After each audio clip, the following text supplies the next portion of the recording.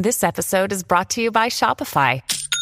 Forget the frustration of picking commerce platforms when you switch your business to Shopify, the global commerce platform that supercharges your selling wherever you sell. With Shopify, you'll harness the same intuitive features, trusted apps, and powerful analytics used by the world's leading brands. Sign up today for your $1 per month trial period at shopify.com/tech, all lowercase. That's shopify.com/tech.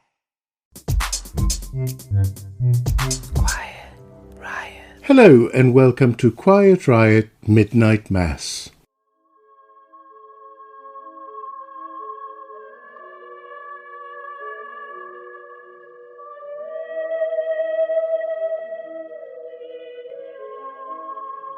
I'm Andreou, and so it came to pass once more that I have to try and rescue some actual sanity from the wreckage that is the UK media at 3 o'clock in the morning, this time on SWIFTGATE. Ooh, it's got a gate attached to it. It must be at least as important as Watergate. So what is this about? Well, the story keeps morphing, which is always a reliable indicator that the story is bullshit, just like the story about Angela Rayner's flat morphed, and the story about Keir having a curry with a campaign team morphed. But I will try to give you a précis. SWIFTGATE consists of two entirely separate things, in fact.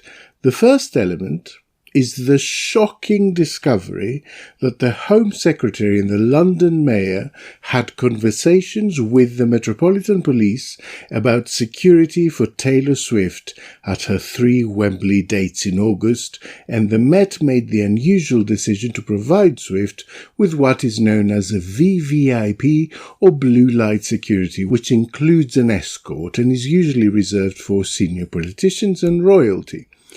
And certainly such a level of security is unusual. That much is evident from the fact that the Met sought advice from the Attorney General. This was, in my view, scandalously reported by the Times as the AG having leaned on the Met, because he provided advice, and after that advice the Met decided to give the escort level security. And the thing speaks for itself, doesn't it? He must have made them. In fact, we now know that the Met was worried they would be held liable if someone was injured by the motorcade, which is in fact precisely what happened in May 2023, when a police officer escorting some minor royalty crashed his motorcycle, tragically killing an 81-year-old woman. That officer, incidentally, was just charged about 10 days ago with causing death by careless driving. So the Met were absolutely right to seek assurances and to be cautious, because they are effectively stretching protocol.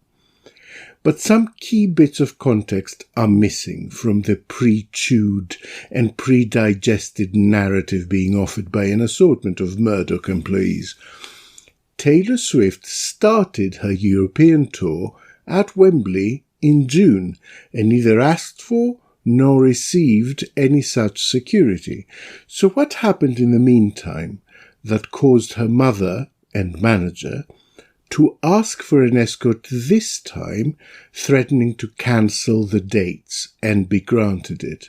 Harry Cole's piece in today's Sun is blessedly free from dates. So let me give some relevant ones to you. On the 29th of July, 3 people were killed and several injured in a violent attack on a Taylor Swift kids' dance class. From the 30th of July and for the first third of August, violent far-right riots ensued those events. On around the 14th of August, Taylor Swift was forced to cancel the Vienna leg of her tour after 2 men were arrested for plotting a large-scale terrorist attack at her concert. Put this against the inquiry into the Manchester Arena bombing at an Ariana Grande concert, which found several security and intelligence failings, meaning that incident could have been avoided. That was the finding of the inquiry. Now, it was in this quite different environment that the Home Secretary, Yvette Cooper, and London Mayor Sadiq Khan prodded the Met to reassess the risk. But expressing a view is not to force the operational decision. Would not expressing a view in this context have been a responsible thing to do for the two elected politicians charged jointly with oversight of the Met? Is it really either unusual or somehow wrong for them to say, we would quite like these concerts to go ahead, considering the tour is estimated to be worth £1 billion to the UK economy, but also we would quite like the world's most famous pop star to not come to any harm during our second month in power? The final piece of the puzzle is that, prepare for more shocking revelations, Starmer went backstage and met Swift. They talked for 10 whole minutes and discussed the Southport attack rather than her security arrangements, of course. No direct link is made. Starmer had no direct involvement in those discussions with the Met, as far as we know, but today's press is swarming with the exclusive revelation that the PM met a famous pop star, something that has never happened before, apparently. I must have imagined Harold Wilson posing with the Beatles, or the Spice Girls in Downing Street, or One Direction group hugging David Cameron. Did anyone check at the time whether any tickets changed hands, or maybe a signed LP? No, of course not. Even the basest tabloid journalist of that era would be mortified to be part of the current vapid frenzy that would have seemed far-fetched in an episode of Brass Eye. Now, the second element of SWIFTGATE is the fact that some senior politicians were given tickets to attend the concerts. All of these were properly declared, and yet, this all gets subsumed into this other gate of late, Freebiegate, where shock horror, high office has some perks, one of which is getting invited to stuff. Now, the link between these two elements, the enhanced security for Taylor Swift and those tickets that have gone to ministers, is never made explicit, of course, by the assorted Guido alumni pushing the story. We are instead in territory where the two things are just put side by side in a piece, and the hack in question effectively asks with Farage-like innocence, coincidence? So let me make the insinuation explicit, because it is only by doing that that we can marvel at the utter absurdity of this non-story. What is being suggested here, take a moment to absorb it, is that politicians pushed for a particular security outcome in a large-scale event in order to get a couple of tickets to a concert.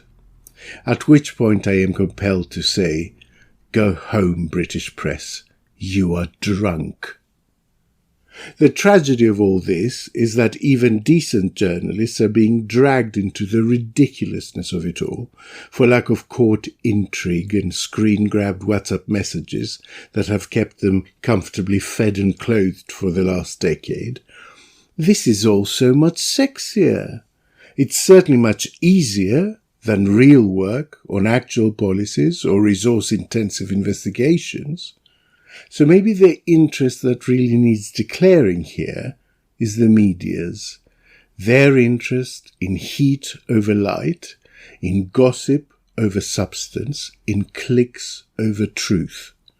Although deliciously they are now beginning to discover they may have overpressed their luck, as more and more people turn around and say to them, and let me join in that chorus, oh, grow up. Thank you all so much for listening to yet another one of my nighttime rants. If you appreciate our hard work, please log on to ko-fi.com/Quiet Riot Pod and support us with a one-off donation or a small monthly stipend. Have a great day.